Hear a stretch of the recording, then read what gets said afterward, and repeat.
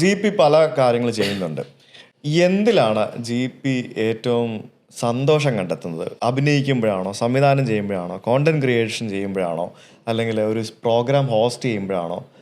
അത് ഹോണസ്റ്റായിട്ട് പറയണം. നിങ്ങൾക്ക് ഹോസ്റ്റിംഗ് നിങ്ങൾ ഭയങ്കര ഇഷ്ടപ്പെടുന്ന ഒരാളാണെന്ന് അറിയാം. എന്തിലാണ് ജി പി ഏറ്റവും കൂടുതൽ ഹാപ്പി ആവുന്നത്?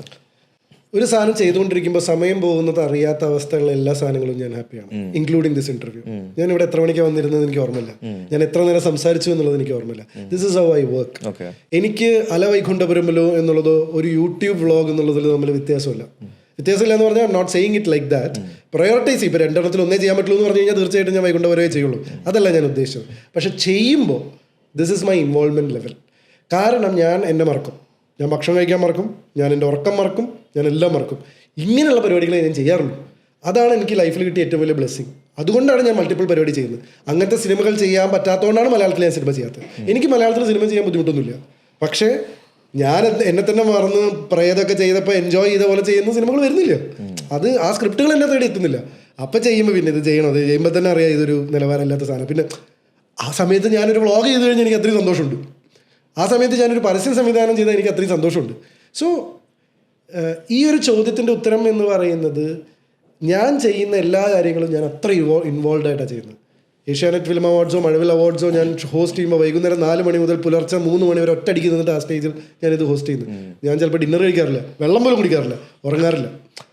Because I don't realise any of this. മനസ്സിലായി. നിങ്ങൾക്ക് എവിടുന്ന് ഇത്ര എനർജി എന്നൊക്കെ ആൾക്കാർ ചോദിക്കുന്നുണ്ട്. ബിക്കോസ് ഞാൻ എൻ്റെ ലിമിറ്റേഷൻസ് മറക്കുന്നത് എന്താ വെച്ചാൽ, എനിക്ക് ഈ എനർജി വരാനുള്ള കാരണം ഞാൻ എന്നത് ഞാൻ മറന്നു. ഞാൻ ഗോവിന്ദ് പത്മസൂര്യ എന്നുള്ളത് മറന്നു, ഞാൻ മലയാളി എന്നുള്ളത് മറന്നു, എനിക്ക് ഇതാണ് എൻ്റെ ഫിനാൻഷ്യൽ സോഷ്യൽ സ്റ്റേറ്റസ് എന്നുള്ളത് ഞാൻ മറന്നു. അവിടെ ഞാൻ ഒരു സാധനം മാത്രമേ ഞാൻ മറന്നാണ് ചെയ്തുകൊണ്ടിരിക്കുന്നത്. അത് സിനിമ ഷൂട്ടാണെങ്കിലും വ്ളോഗാണെങ്കിലും യാത്രയാണെങ്കിലും എല്ലാതും ഞാൻ അങ്ങനെയാണ് ചെയ്തുകൊണ്ടിരിക്കുന്നത്. ഇനി ഇതല്ലാതെ വേറെ എന്തെങ്കിലുമൊക്കെ ചെയ്യുന്നുണ്ടോ? വേറെ എന്തെങ്കിലും ബിസിനസ്സോ അങ്ങനെ എന്തെങ്കിലും പരിപാടികളൊക്കെ ഉണ്ടോ? എല്ലാവർക്കും എന്തെങ്കിലുമൊക്കെ സൈഡ് പരിപാടികളൊക്കെ ഉണ്ടാവുമല്ലോ. കുറേ പരിപാടികൾ ചെയ്യുന്നുണ്ട്. പക്ഷെ അതിൽ ഏറ്റവും ഇൻട്രസ്റ്റിംഗ് ആയിട്ട് ഞാൻ ചെയ്യുന്നത് ഇപ്പോൾ ആളുകൾക്ക് ഇത് അറിഞ്ഞു തുടങ്ങിയിട്ടുള്ളൂ. ഞാനൊരു വെൽനെസ് പ്രൊജക്റ്റിൻ്റെ ഭാഗമാണ്. ആത്മാ വെൽനെസ് എന്ന് പറഞ്ഞിട്ടുള്ള കേരളത്തിൽ തന്നെ ഒരു 6-7 OP ക്ലിനിക്കുകളും ഇപ്പോൾ വളർന്നുകൊണ്ടിരിക്കുന്ന കുറേ IP ക്ലിനിക്കുകളൊക്കെയുള്ള ഒരു വെൽനെസ് സെൻ്ററാണ് ആത്മ. സോ ആത്മയിൽ ബേസിക്കായിട്ട് OP ക്ലിനിക്കുകളിൽ അല്ലെങ്കിൽ നമ്മൾ മെയിനായിട്ട് ഫോക്കസ് ചെയ്യുന്നത് വെയ്റ്റ് ലോസ് എന്ന് പറയുന്ന കോൺസെപ്റ്റിനെ ഫോക്കസ് ചെയ്തുകൊണ്ട് അതിൻ്റെ ഒപ്പം തന്നെ മറ്റ് ലൈഫ് സ്റ്റൈൽ ഡിസീസ് ലൈക്ക് ഈ ഫാറ്റി ലിവർ, PCOD, തൈറോയിഡ് പോലെയുള്ള സംഭവങ്ങളെല്ലാം കൃത്യമായ ഡയറ്റും കൃത്യമായ വർക്കൗട്ടും ഫുഡ് സപ്ലിമെൻറ്റ്സും വെച്ചിട്ട് ക്യൂർ ചെയ്തുകൊണ്ടിരിക്കുകയാണ്. നേച്ചുറോപ്പതിൻ്റെയും ആയുർവേദയുടെയൊക്കെ ഒരു കോമ്പിനേഷനാണത്. അപ്പോൾ വളരെ ജെനുവിനായിട്ടൊരു set of doctors, doctor Abhijith കർമ്മയാണ് ഇത് ഹെഡ് ചെയ്യുന്നത്. അപ്പോൾ അദ്ദേഹത്തിൻ്റെ കീഴിലുള്ള ഒരു സെറ്റ് ഓഫ് ടീം ഇതിനായിട്ട് വർക്ക് ചെയ്യുന്നുണ്ട്. അമേസിങ് റിസൾട്ട്സ് പ്രൊവൈഡ് ചെയ്യുന്നുണ്ട്. ഇപ്പോൾ 4ാമത്തെ കൊല്ലമായി. ചുരുക്കി പറഞ്ഞാൽ 4 കൊല്ലം കൊണ്ട് 1 ലക്ഷം കിലോ കുറച്ചു എന്നാണ് പറയുന്നത്. അത്രയും ആൾക്കാരെ അത്രയും വെയിറ്റ് കുറയ്ക്കാൻ അത് സഹായിച്ചു. അപ്പോൾ കോട്ടയത്തൊക്കെ ആൾക്കാർ പോയി സ്റ്റേ ചെയ്തിട്ട് 3 ദിവസം 5 ദിവസം 7 ദിവസം ചികിത്സ എടുക്കുന്നുണ്ട്. കൊച്ചി, തൃശ്ശൂർ, കോഴിക്കോട് പോലെയുള്ള സ്ഥലങ്ങളിലും കൊല്ലത്തൊക്കെ ആളുകൾ പോയി 1 ദിവസം 2 ദിവസം 3 ദിവസമൊക്കെ ആയിട്ട് മീൻസ് കിടത്തി ചികിത്സ ഉണ്ടാവില്ലേ, മെസ്സാജസ്, ആയുർവേദ ഓതൻറ്റിക് മെസ്സാജസ് എടുക്കുന്നുണ്ട്. അപ്പോൾ ഇങ്ങനെ ഒരു പ്രൊജക്റ്റിൻ്റെ ബ്രാൻഡ് അംബാസിഡേഴ്സ് ആയിട്ടാണ് ഞാനും ഗോപികയിലേക്ക് വരുന്നത്. അപ്പോൾ സ്വാഭാവികമായിട്ടും നമ്മളൊരു പ്രൊജക്റ്റുമായിട്ട് കൂടുതൽ അസോസിയേറ്റ് ചെയ്യുമ്പോൾ ആ പ്രൊജക്റ്റുകളുടെ സ്വഭാവം നമുക്ക് കിട്ടും. അതിൻ്റെ ഒരു ഉദ്ദേശശുദ്ധി നമ്മൾ മനസ്സിലാക്കുന്നു, അതിനകത്തുള്ള പാഷൻ നമ്മൾ മനസ്സിലാക്കുന്നു. സ്വാഭാവികമായിട്ടൊരു ബിസിനസ് ആകുമ്പോൾ അതിൻ്റെ റവന്യൂവും അത് എത്രയും നന്നായി പെർഫോം ചെയ്യുന്നതെന്നൊക്കെ മനസ്സിലാക്കുന്നു. അതോടുകൂടി നമ്മൾ അതിൽ ഇൻവെസ്റ്റ് ചെയ്യാൻ തീരുമാനിച്ചു. So apart from being brand ambassadors, നമ്മൾ കമ്പനിയുടെ ഭാഗമാണ്, നമ്മൾ കമ്പനിയിലെ ഇൻവെസ്റ്റേഴ്സാണ്.